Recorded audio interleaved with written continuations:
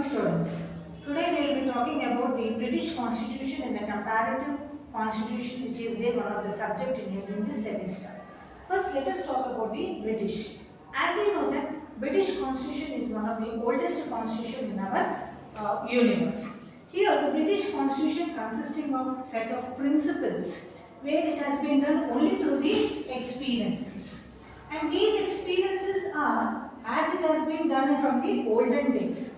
And here the British Constitution is also known as the unwritten constitution. Why? Because most of the constitution of the British is done by the experiences, but it is not adopted from any of the other countries like what India has been done.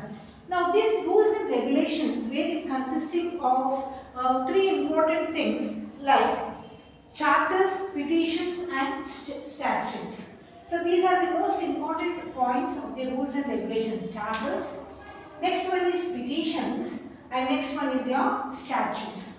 And these three are all known as the written. These three parts are the written parts. In these written parts, they will be having four important points. They have the Habeas Corpus Act, they have the Settlement Act, they have the Reforms Act, and they have the Municipal Corporation Act. These are the only four acts where these are the written part which consisting of charters, petitions and their statutes. Now when we come to the British Constitution, the British Constitution has also followed many of the parliamentary form of government where India also has adopted this parliamentary form of government in our Constitution. Now let us talk about the next part, the sources of the British Constitution. Now the most important sources of the constitutions are of your 5 parts. Now let us talk about these 5 parts. In these 5 parts, we talk about the charters, we talk about the petitions, we talk about the statutes, we talk about the eminent works which has been done by the Constituent Assembly who has formed the Constitution of the British, and also the common law which has been adopted by the Britishers, where it consisting of the common law in their Constitution. Now first let us talk about the charters. Now these charters which is also known as your conventions. So this is also called as your conventions. Now when we come to the conventions are all about the unworkable parts, where the conventions are regarded as the known as the sacred. These conventions are known as the sacred laws of the British Constitution. Now not only that, the importance lies on the fundamental principles. These fundamental principles of the Constitution are totally taken the importance like sovereignty of the Parliament. We talk about the sovereignty of the Parliament of the Constitution, and also the ministers will be the responsible for the Parliament, which is also known as the democracy, which totally depends upon the democratical part. The British Constitution is known as the skeleton, where it doesn't consist of any flesh and blood. But these charters, these conventions which are known as the sacred laws are make the flesh and the blood of that skeleton of the Constitution. Now let us talk about the charters. The next point will be the charters. Here, the charters is known as the second important point of the English Constitution, where these charters defines about the regulating the powers of the crown and the rights of the citizen. So it consisting of 2 parts. First part talks about the charters define about the powers of the crown. First part talks about the powers of the crown. Second one, it talks about the rights of the citizen. Here, these rights of the citizen which is taken from the Magna Carta, where we call it as fundamental. In India, we call it as the fundamental rights. Now here, these charters has become a very historical part, where these rights are the part of the Britishers, and they have taken these rights from Magna Carta. So these all the rights has been taken from Magna Carta from 1215. And second point is the petition of rights. The next point is the petition of the rights which comes into 1628. Next one is Bill of Rights. The Bill of Rights has been taken in 1689, and next one is Act of Settlement. It is known as Settlement Act. This Settlement Act is of 1601. It is 1701, and next one is Union. This is nothing. These are all the acts which are there in the rights of the citizen, which comes under your chapters. Next one, we will be talking about your statutes. Now, what is the statutes? Here, the statutes is nothing but we also known as the third source of your Constitution of British Constitution. This is statutes nothing but it passes the laws in the Parliament from time to time. So here the British Parliament is fully repealed and amended, and these important forms are known as Reforms People's Act of 1832, the Parliament Act of 1911. So there are two other laws, and Westminster of 1931 and Indian Independence Act of 1947. So there are four statutes which we will be talking about in the next chapters. Now we will be talking about the next part, that is known as your judicial decision. What is meaning of your judicial decisions? Now here, the judicial decisions are also known as one of the source of the British Parliament, British Constitution. The judgments are totally interpreted by the British courts, and they define the limitations. They also define the charters, statutes, and also the common law of England. So, Dicey is one of the important verses which also known as Dicey said that the British Constitution is nothing but a judge-made constitution.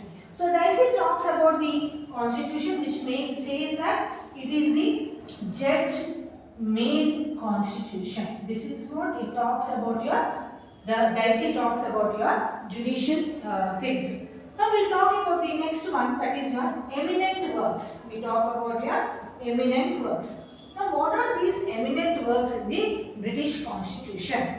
The eminent works which is written by the books like May book, which talks about the parliamentary practices. It talks of the Dicey book, which is known as the Law and the Constitution, and also Blackstone's book, which is also known as Commentaries of the British Constitution. So these are all known as the eminent works, where the eminent jurist of the British people has given in these eminent works.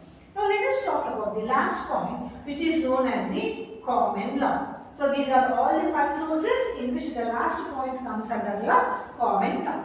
Now when we talk about the common law consisting of 2 important things. Those are the rules and principles. This is divided into 2 things. One is your rules and one is your principles of your British Constitution. Now when we talk about this, it is known as a very long historical growth which has been taken from the past of the Britishers, and it is totally dependent upon the tradition of the English society. So these two are totally dependent on the tradition which is there in their constitution. The tradition of the Britishers. The word tradition is totally used in this constitution. And here, when we talk about, and these traditions are also recognized by the courts of that country. Now let me give an example. The first one is the prerogative of the crown. The prerogative of the crown is nothing but the right of the trial by the jury, the right of the freedom in speech and the assembly, the right of the redress, and also the tortious acts of the government, which is totally rest on the common law. So these are the best examples which we talk about your common law and the Britishers.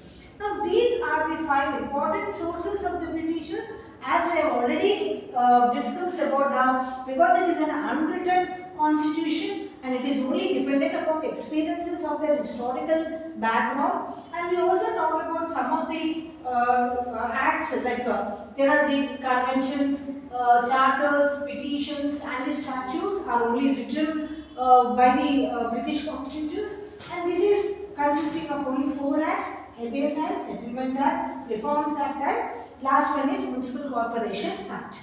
So this is the introduction part about the sources of the Britishers. Now let us go what are the main features of the British Constitution.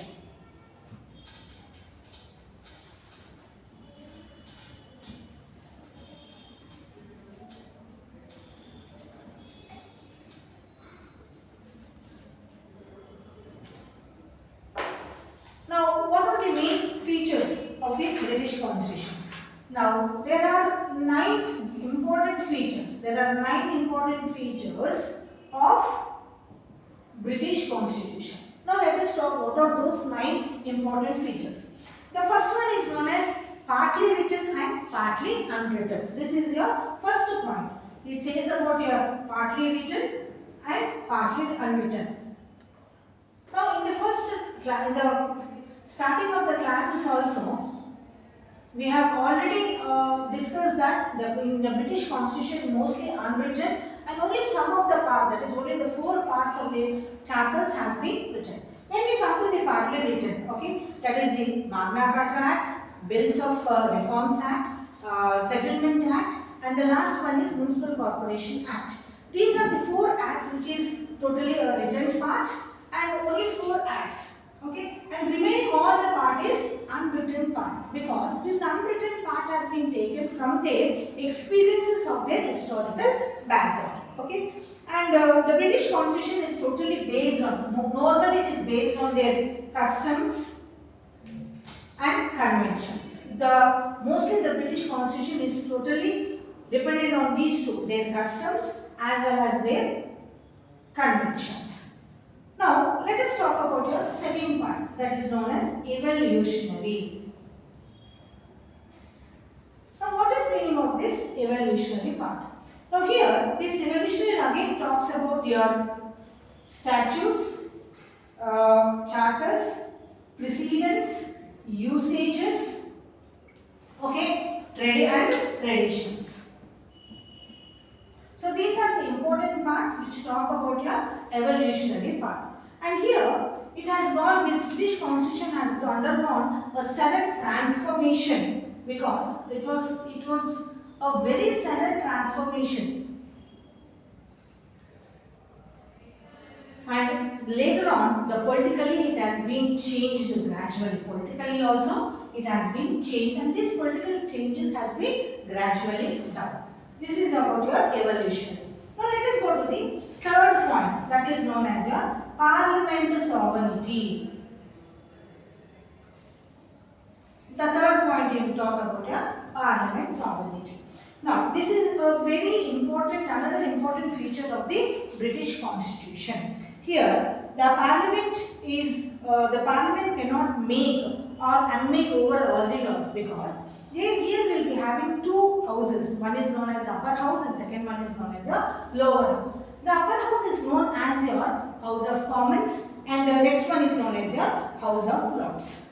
Here the Britishers can make anything. They can change everything in the universe except a man to woman and woman to a man. This is a phrase which is used about your British Constitution. But nowadays, the monarchism deprives all peers of the House of the Lords.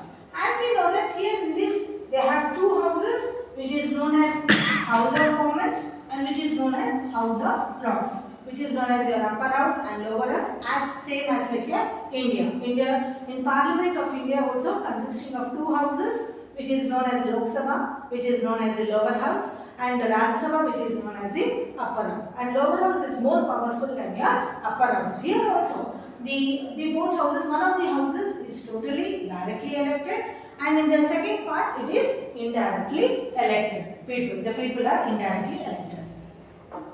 And here we can also talk about here as monarchism is mostly deprived here. Monarchy is totally deprived. Yes. At large.